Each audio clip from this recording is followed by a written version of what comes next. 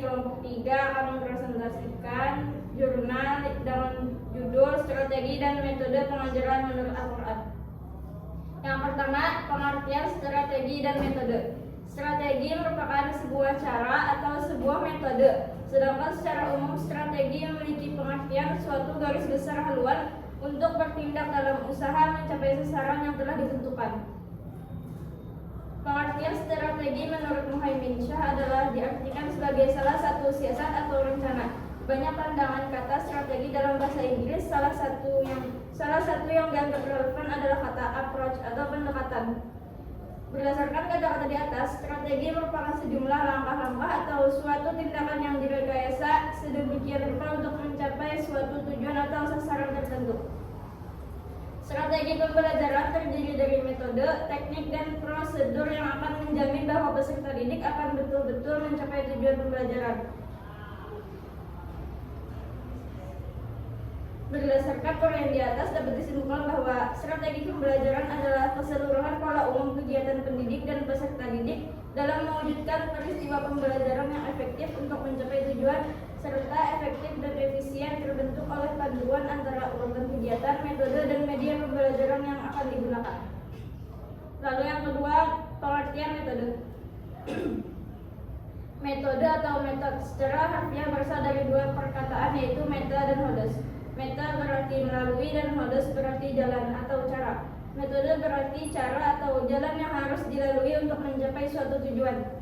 Dalam pemakaian yang umum, metode diartikan sebagai cara melakukan sesuatu kegiatan atau cara melakukan pekerjaan dengan menggunakan fakta dan konsep-konsep secara sistematis. Metode dalam sistem pendidikan Islam mempunyai peran dan fungsi khusus. Menerapkan metode yang tepat harus disesuaikan dengan kekhususan kemampuan peserta didik dalam belajar. Oleh sebab itu, metode secara operasional memiliki berbagai macam bentuk dan variasi praktis.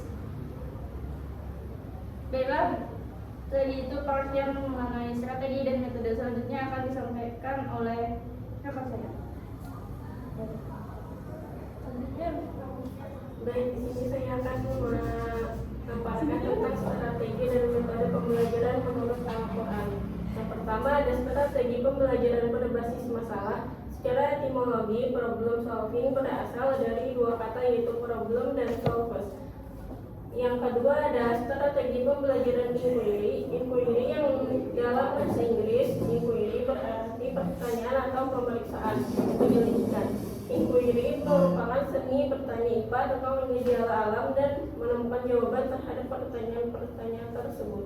Yang ketiga ada strategi pembelajaran kolaboratif, yaitu secara umum kolaborasi adalah adanya pola dan bentuk hubungan yang dilakukan antar individu ataupun organisasi yang berkeinginan untuk saling berbagi, saling berpartisipasi secara penuh, dan saling menyetujui atau bersepakat untuk melakukan manfaat.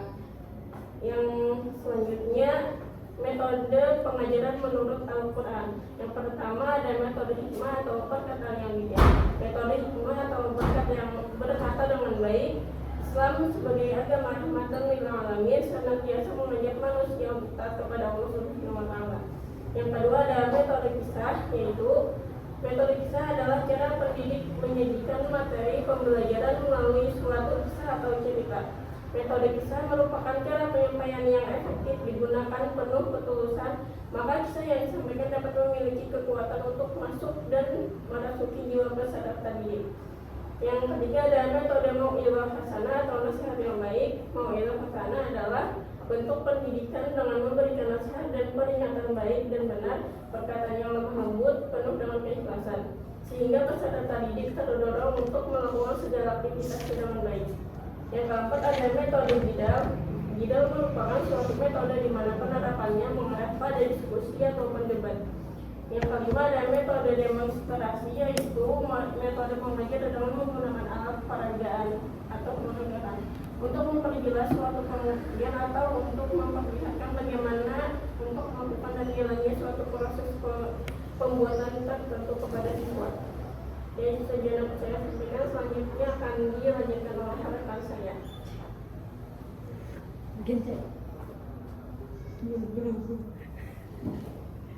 Ya, yang yang ketiga atau bagian C, analisis penafsiran strategi dan metode penafsiran dalam Al-Quran. Yang pertama, strategi pengajaran berbasis masalah, problem based learning atau PBL, menyiapkan mahasiswa untuk berpikir secara kritis dan analis serta mampu untuk mendapatkan dan menggunakan secara tepat sumber-sumber pembelajaran. Dalam Al-Quran juga terdapat ayat-ayat yang mengajak manusia untuk berpikir kritis dalam mencermati berbagai fenomena. Di antaranya dalam Quran surah Al-Imran ayat 3, Quran surah Al-Imran nomor 3 ayat 190 sampai ayat 191. Allah Ta'ala berfirman, A'udzubillahi minasyaitonir rajim, inna fi khalqis samawati wal ard wa ikhtilafil laili wan nahari la ayatin liulil albab.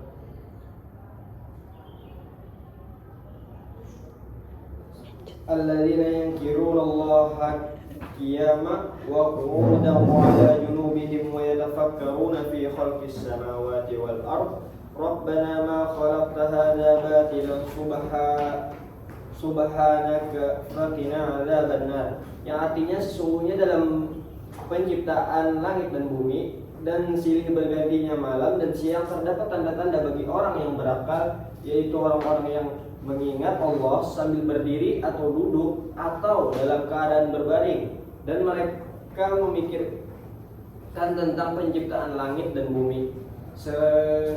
Dalam hatinya seraya berkata, ya Tuhan kami, tiada Engkau menciptakan ini dengan sia-sia. Maha suci Engkau, maka peliharalah kami dari siksa neraka. Terdapat juga dalam surah Az-Zumar ayat 18 yang Bismillahirrahmanirrahim, alladzina yastami'una al-qawla fayattabi'una ahsanahu ulaika alladzina hadahumullah wa ulaika hum ulul albab. Artinya yang mendengarkan perkataan lalu mengikuti apa yang paling baik diantaranya, mereka itulah orang-orang yang telah diberi Allah petunjuk, dan mereka itulah orang-orang yang mempunyai akal. Berdasarkan ayat di atas dapat kita ambil sebuah kesimpulan bahwa berkembangnya zaman dan teknologi yang semakin pesat dan memicu banyaknya sumber daya manusia atau SDM yang memiliki kualitas yang tinggi, sehingga hal tersebut dapat menjadi faktor yang memperkuat peserta didik untuk berpikir kritis, kreatif, sistematis, dan juga mampu memecahkan berbagai masalah yang telah dihadapi, serta dapat memiliki akhlak dan kepribadian yang mulia. Kemampuan berpikir kritis merupakan hal yang sangat penting dan wajib dimiliki oleh masing-masing peserta didik. Dengan kemampuan itulah mereka dapat terlatih untuk mengambil keputusan yang benar, sehingga dapat tercapailah segala tujuan pendidikan. Yang kedua adalah strategi pembelajaran inquiry. Dalam Al-Quran banyak sekali kisah dan perintah yang dapat membuat kita selalu memiliki rasa ingin tahu tentang sesuatu, sebagaimana kisah Nabi Musa kalamullah alaihissalam dengan Nabi Khidir waliullah alaihissalam. Mulai dari rasa ingin tahu tentang sosok seorang Nabi Khidir sampai kepada kebingungan Nabi Musa terhadap perbuatan Nabi Khidir, sebagaimana dalam firman Allah, qala a'udzubillahi minasyaitonir rajim, qala lahu Musa hal ittabi'uka ala tu'allimani mimma 'ullimta rusyda qala innaka lan tastati'a ma'iya sabra.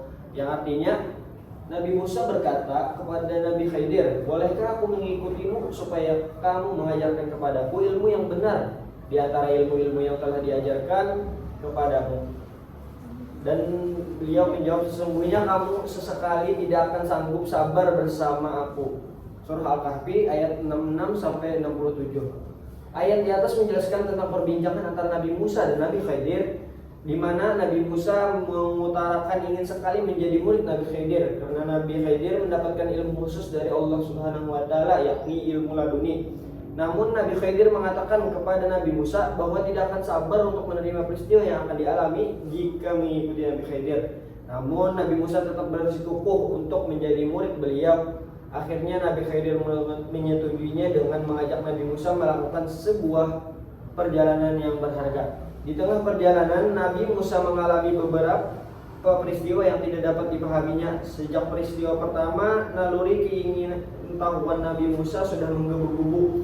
Namun oleh Nabi Khidir, Nabi Musa diingatkan agar tetap sabar jika ingin menjadi muridnya. Hingga pada peristiwa terakhir, Nabi Musa tidak sabar dan ingin segera diberitahukan maksud dari peristiwa-peristiwa tersebut. Dari sinilah akhirnya Nabi Khidir mengatakan kepada Nabi Musa untuk pergi karena tidak ada rasa kesabaran.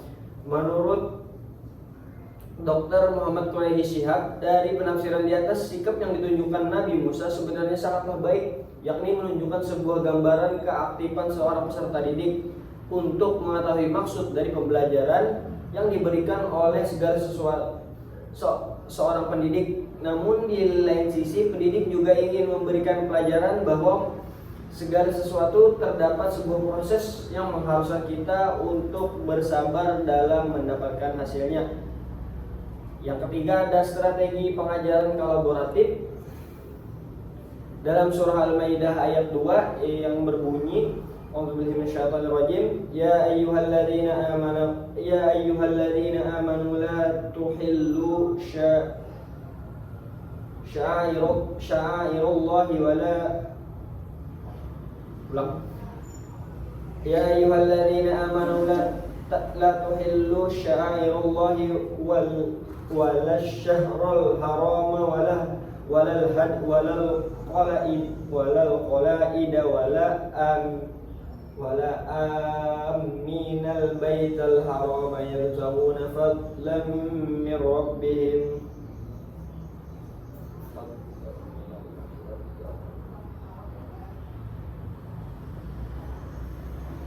wa idza halaltum fasṭadu wa la yajrimannakum syana'an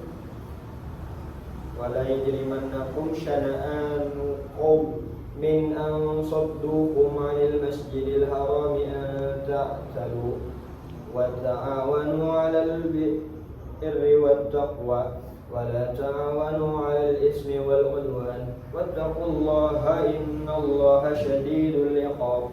Yang artinya, hai orang-orang yang beriman, janganlah kamu melanggar syiar-syiar Allah dan janganlah melanggar kehormatan bulan-bulan haram, atau jangan mengganggu bintang-bintang hadnya dan bintang-bintang qalaid, dan jangan pula mengganggu orang-orang yang mengunjungi Baitullah sedang mereka mencari karunia dan keriduan dari Tuhannya. Dan apabila kamu telah menyelesaikan ibadah haji, maka bolehlah berburu.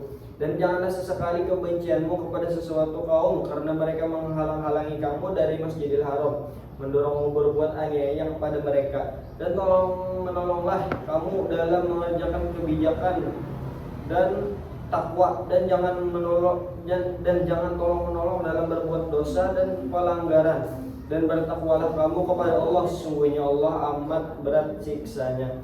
Dalam tafsir Al-Misbah, Quraishi Shihab menyatakan bahwa ayat ini yang tujuannya adalah kebaikan dan ketakwaan. Maka jelas ayat ini sangat mengandung adanya model cooperative learning, di mana ide dasar dalam model ini adalah mendapat pengetahuan bersama. Dari ayat di atas maka dapat kita diketahui prinsip kerjasama dan saling membantu dalam kebijakan, dan sangat dianjurkan oleh agama Islam. Yang keempat, ada metode hikmah.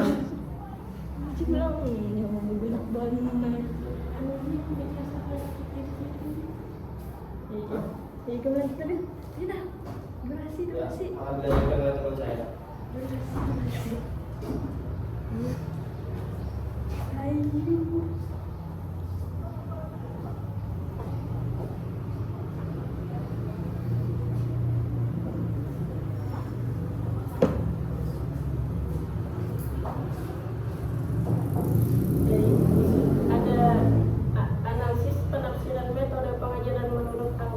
Yang pertama ada metode hikmah, yaitu mau'izah hasanah dan jidal atau diskusi dan debat.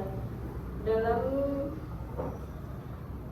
Dalam ayat 125 dari surah An-Nahl terdapat penjelasan mengenai 3 metode pendidikan yang terkandung di dalamnya, seperti yang telah disebutkan sebelumnya. Pemahaman bahwa pembelajaran atau proses pendidikan tidak dapat berjalan secara optimal tanpa adanya penerapan metode.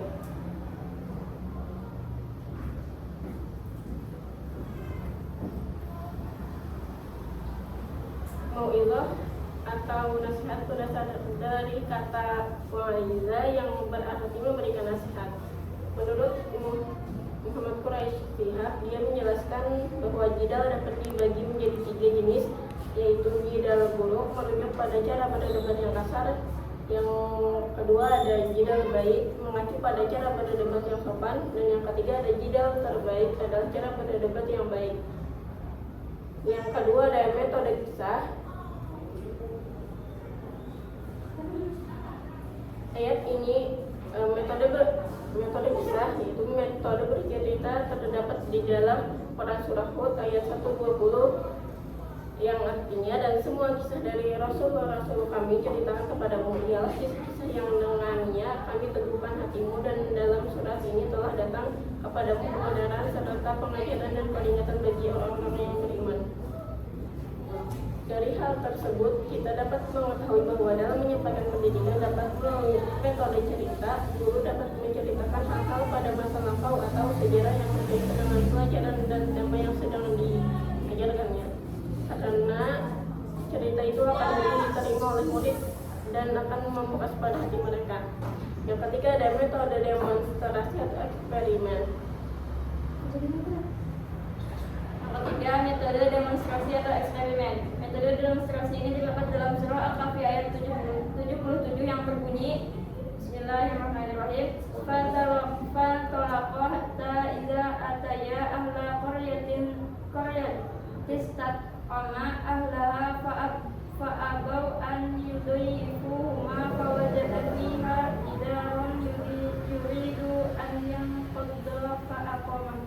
Qalu syi'ta lattakhadta alaihi ajra. Yang artinya, maka keduanya berjalan hingga tatkala keduanya sampai kepada penduduk suatu negeri. Mereka minta dijamu kepada penduduk negeri itu, tetapi penduduk negeri itu tidak mau menjamu mereka. Kemudian keduanya mendapatkan dalam negeri itu dinding rumah yang hampir roboh, maka Nabi Khadir menegakkan dinding itu. Musa berkata, jikalau kamu mau, niscaya kamu mengambil upah untuk itu. Dalam ayat ini menceritakan tentang bergurunya Nabi Musa kepada Nabi Khadir, dan ayat ini berhubungan dengan ayat-ayat sebelumnya maupun sesudahnya, yaitu surah Al-Kahfi ayat 60 sampai dengan 82. Ayat tersebut menceritakan tentang proses pencarian Nabi Khadir oleh Nabi Musa menjadi murid hingga mereka berpisah lagi. Dalam ayat tersebut terdapat proses pembelajaran yang dilakukan oleh Nabi Khadir dalam memberikan ilmu kepada Nabi Musa, yaitu melalui praktek langsung atau metode demonstrasi, dengan melubangi kapal nelayan miskin untuk menyelamatkan mereka dari penguasa zalim yang hendak mengambil tip kapal yang bagus, membunuh anak kecil karena kelak jika dewasa anak tersebut akan menjadi anak yang durhaka, dan agar orang tua mereka dikaruniai anak yang saleh dan sebagai gantinya. Dari keterangan ayat di atas dapat diketahui bahwa Nabi Khadir sebagai seorang guru yang memberikan ilmunya kepada Nabi Musa dengan menggunakan metode praktik langsung, dan yang jika dihubungkan dengan pendidikan, hal itu termasuk metode demonstrasi, yaitu metode mengajar dengan menggunakan alat atau peragaan untuk memperjelas suatu pengertian atau untuk memperlihatkan bagaimana untuk melakukan dan jalannya suatu proses pembuatan tertentu kepada siswa.